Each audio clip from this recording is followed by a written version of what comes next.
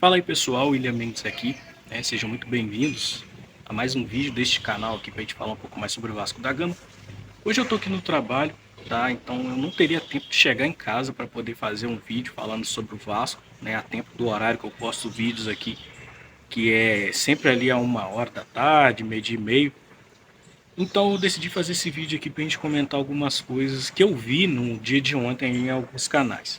A principal delas é que o Vasco, pasmem, senhores, está sendo tratado aí na Europa como time de terceira divisão do Campeonato Espanhol. Você vê tamanho conhecimento que a SAF tem do Vasco. E vamos falar também sobre a pergunta que eu vi lá no canal do Fanático Vascaíno. Você já deve conhecer ele aí, tá? É um dos que ajudou a vender o Vasco para essa 777. E a pergunta que eu vi é a seguinte: o Vasco tem solução sem a SAF? Tá? Foi a pergunta dele lá, então eu vou responder essa pergunta aqui para o fanático vascaíno também. E lembrando que eu estou no trabalho, então eu estou trabalhando do lado de duas oficinas, uma de carro e uma de caminhão. E atrás aqui do meu serviço tem um negócio onde passa caminhão direto também de uma distribuidora aqui de leite. Então se você vê ruído de caminhão, vê ruído de carro, vê ruído de peça batendo, não se incomode, porque vai ser desse jeito hoje aqui, beleza? E o que acontece? Vamos começar esse vídeo aqui falando sobre essa história aí da 777 tratar o Vasco na Europa num documento para os clubes da Europa, para o povo da Europa que não conhece de Vasco da Gama, que não conhece da história do Vasco. O Vasco é tido como um clube de terceira divisão do Campeonato Espanhol. Para você ver o tamanho de desconhecimento que essa empresa tem do Vasco, o tamanho de descaso que essa empresa tem com o Vasco da Gama. E não é possível, cara. O cara que apoia um negócio desse, o cara que apoia isso tudo, só pode estar maluco ou só pode estar recebendo alguma comissão para isso.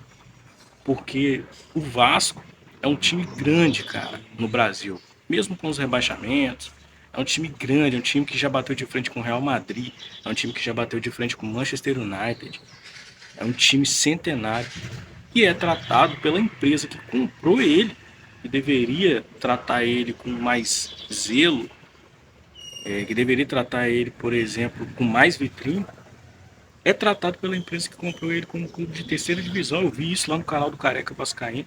Eu te aconselho aí lá no canal do Careca Vascaíno. Um bom canal, tá? E o Vasco é tratado como isso daí, cara. Infelizmente essa é a realidade que a gente vive, tá? A gente fica puto como torcedor. Se você fica puto com isso, comenta aqui embaixo que eu quero saber a sua indignação e o seu grau de indignação. Mas infelizmente, cara, é só partir para cima de quem defende isso daí. E partir para cima dessa empresa que tomou o Vasco de assalto, tá? E afundou o nome do Vasco na lama. Nem os rebaixamentos do Vasco afundaram tanto o Vasco assim, quanto essa empresa nefasta que está tomando conta do Vasco da Gama. E o próximo assunto aqui, para a gente não demorar muito com esse vídeo aqui, é o seguinte: o Vasco tem solução sem a 777?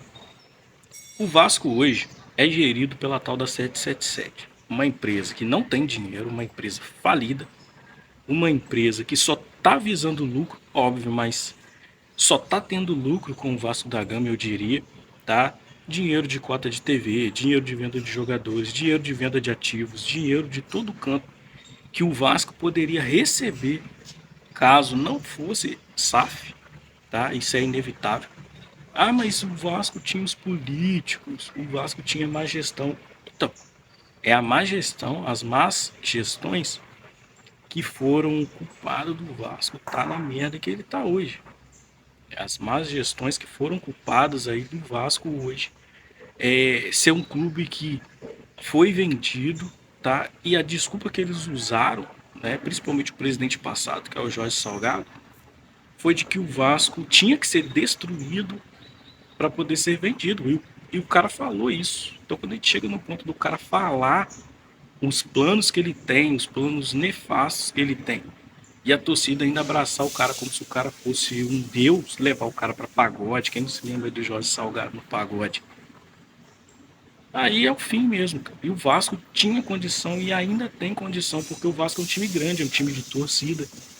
O Vasco é um time que tem uma torcida que engaja. Então tudo que o Vasco for fazer e precisar da sua torcida, o Vasco vai conseguir fazer.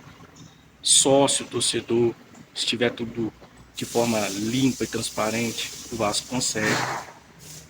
Programa de venda de acessórios, o Vasco se junta, a torcida se junta para comprar jogador. Enfim, um monte de coisa que o Vasco, que mostra que o Vasco não precisa de uma empresa sugando ele para poder ser grande, para poder ter destaque. Então, cara, tem um negócio aí também que eu vou falar no final desse vídeo aqui, mas depois eu vou falar também no início de um outro vídeo, que é uma parada de uma associação que eles estão, desculpa aí o barulho da máquina aí do caminhão, tá muito grande. Então eu vou falar isso no próximo vídeo aqui, beleza? Vou ter que terminar o vídeo porque tá muito barulho. Valeu, fui, até o próximo vídeo.